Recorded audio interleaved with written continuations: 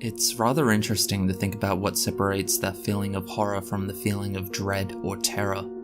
Terror is generally thought of as the fear and anxiety of something you believe is about to happen, whereas horror is the gut-slicing repulsion after that thing happens.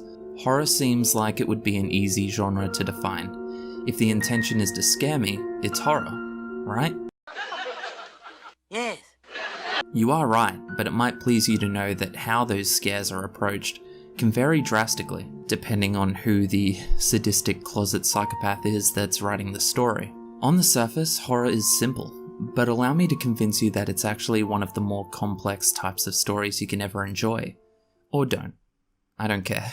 What's shaking booktube? My name's Cam, welcome back to another video. Knowing about subgenres isn't just interesting, it's actually really helpful as well. I really do think it'll be handy for you to know specifically which types of horror that you like or don't like, so that you can quite easily avoid or look for those subgenres in future. Now, I guess as a disclaimer, obviously almost all stories will fall into multiple subgenres. They can obviously crisscross, and I'm just simply not going to be able to discuss every single one of the classified subgenres of horror. Depending on who you're talking to, there can be 100 or more. But I will be talking about the ones that I think are the most well-known and the most popular. Anyway, enough foreplay.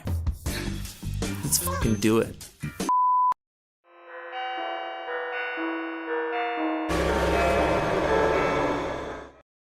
The first one I want to mention is likely the first you think of when you hear the word horror. The reason for that is that this is the one you'll most commonly see in films and television. It's visually engaging, and in a technical sense, it's the easiest way to scare the viewer. Slashers aren't all that common in horror fiction, at least in full-length novels. While they're visually exciting, they become much more complicated when put onto the page. Bloodthirsty murderers and beasts thrive in short story format because the scare is almost entirely driven by the thrill of the chase. That's a concept that can get old really quick. It just can't carry a long narrative without some other methods of horror being included.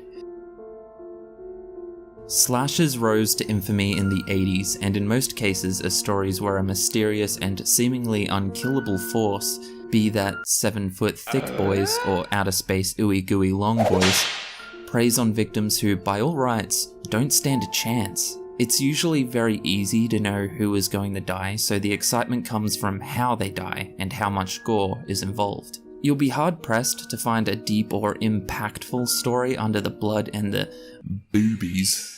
But to be honest, that's okay. Despite everything I've said, there is a lot of great slashers out there, because they know what the genre is and they put their intention into the things that make it just that. Killing and running.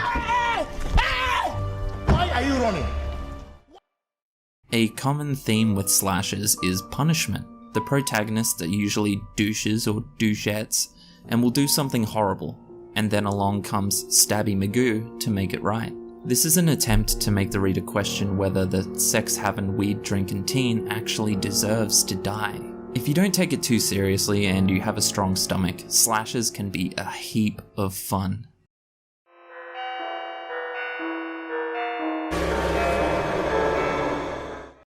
Survival horror is a bit of a weird one, but it definitely has its own legion of hardcore fans. The best way, I feel, to define this subgenre would be to say that it's usually a single person or a small group, and the setting is the main thing holding them back. There can be creatures or aggressors that turn the heat up every now and then, but primarily it will be less sentient forms that cause issues. Hunger, isolation, maybe a virus sprinkled in for good measure. Well, shit. If slashers were a sprint, survival horror is a slow 30-mile jog. You'll usually read or watch the heroes travel long distances, do questionable things, and change as a character at multiple points. Suspense is driven by long, meticulously planned domino effects rather than the pre-workout chugging titans with a knife. Oh my god. The deaths in survival horror are, if done right, meant to shock and hurt you. What separates survival horror from most other subgenres is that over time you'll see the heroes pushed to their absolute limits, time and time again, both physically and mentally.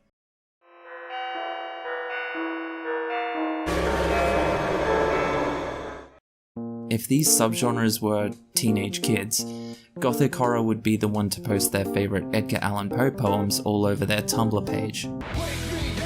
It's a very sophisticated and at times complex genre, don't get me wrong, but it would be ignorant to pretend that aesthetic isn't a large part of the classification. Generally set in the past in more archaic times like the 1800s, Gothic horror has an intrinsic focus on death as a concept, rather than just an immediate threat. Most commonly this takes the form of ghosts that have the drip, and brooding the protagonists who struggle with existential dread.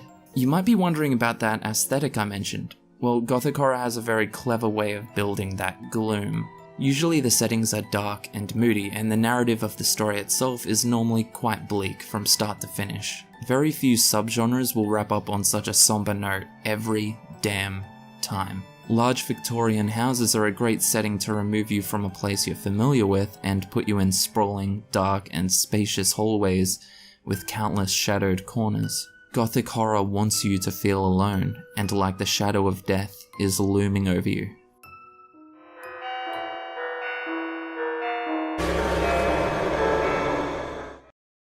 This one speaks for itself. Paranormal very commonly crosses over with other subgenres because the minimum requirement is just that there are spooky scares that defy scientific explanation. Ghosts, vampires, werewolves, rituals, and witchcraft. Anything you can wear awkwardly to a friend's Halloween party is usually the go. I feel like a idiot.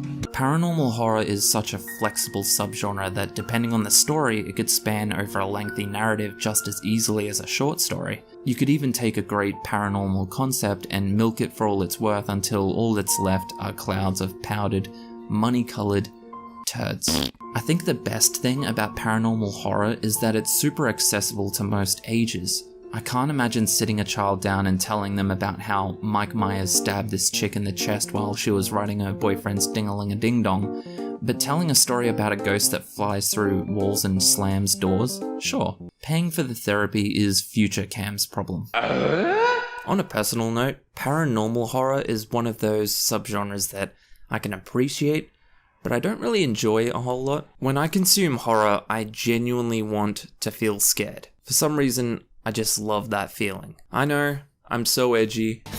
I'm not like other boys. The thing I've found with paranormal horror though, at least most of the time, is that generally speaking, the writer will focus on the things that make it horrifically miraculous as being the main shock factor. And then generally not as much care and attention goes into the more terrifying introspective aspects of horror. For example, not just that there is a ghost there, but rather how that ghost affects the protagonist. Being confronted with, life after death, and not just that, but life after death that wants to kill you. That's just a certain measure of paranormal horror that I don't think is very commonly explored and should be. I guess simply put, I struggle to enjoy horror that doesn't scare me.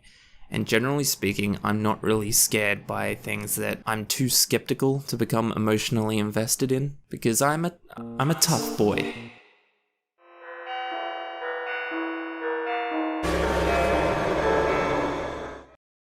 Now this one is the best one. I know it's subjective, but also you're wrong, because psychological horror is by far my favourite subgenre of horror, and just flat out one of my favourite genres entirely. I've spoken in other videos about my love in this field of story, but I'm happy to do it again. You're twisting my arm, guys.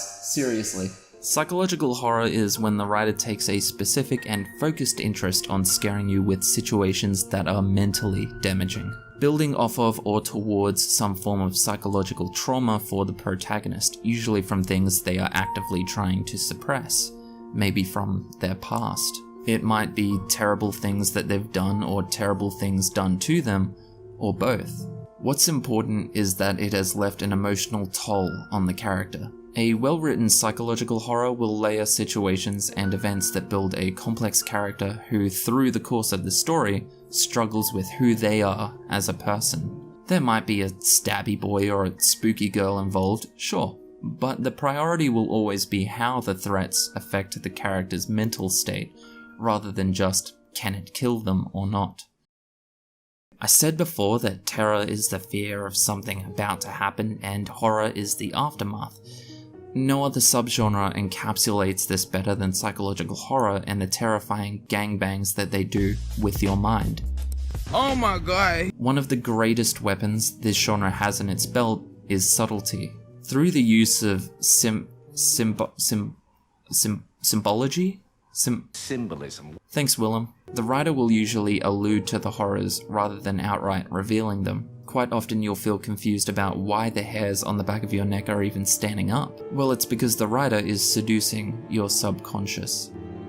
Everything is planned and everything means something. These stories aren't just good horror, they are good storytelling, full stop. Why? Because the thing that scares us about psychological horror is that we aren't just questioning the protagonist anymore, we're questioning ourselves. What are we capable of? Will your past catch up with you? If you're on Twitter, you better believe it. I really do think that horror is a wildly underrated genre, but I think that if you're willing to do the searching, you'll find some horror stories that are really gonna leave an impact on you. People think horror is about just being scared, but it's so much more. There's a catharsis and an emotional release in opening yourself up to being scared when you're in an otherwise safe environment, like your home. Horror in some cases can help us believe that redemption is possible. Even if you've done shitty things, it doesn't have to mean that your life is over, depending of course on how you confront those deeds. Anyway, thanks for watching guys, I hope you liked the video. Let me know what your favorite subgenre of horror is. Thanks for watching. Catch ya.